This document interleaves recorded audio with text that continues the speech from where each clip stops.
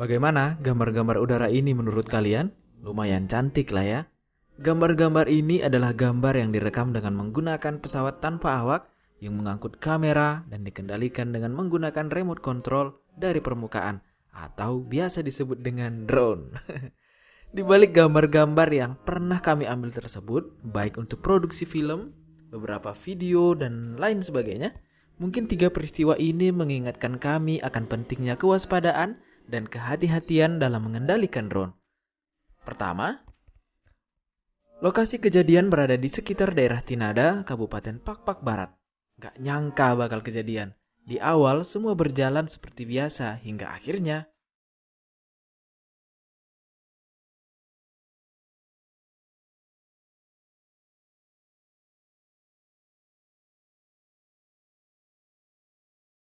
ternyata ada sutet bertegangan tinggi di bawah yang mengganggu putaran dinamo pada propeller atau baling-baling drone kami.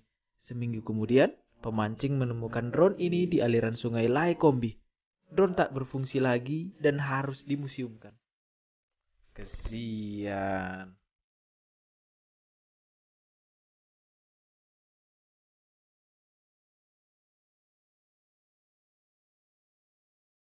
Kami nggak berani bilang ada pengaruh non-teknis yang mengakibatkan kejadian kedua ini. Tapi memang ada kendala penguncian GPS sebelum drone diterbangkan.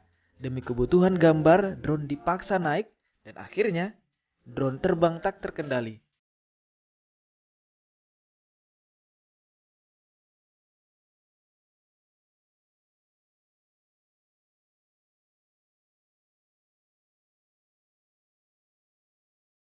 Setelah berusaha keras, drone kami usahakan menabrak tebing daripada jatuh ke air, ya kan? Keinginan menampilkan gambar dramatis harus dikubur dalam-dalam. Tiap tinju dan pukulannya tanpa henti. Ketiga, Agar ia bisa ingat film ini? mempercepat setiap Kalau gerakan belum dan pernah nonton, ada linknya di bawah. tak Kejadian ini murni karena kekurang hati-hatian. Asyik melihat ke monitor di remote control, drone ternyata terus bergerak ke arah pohon dan...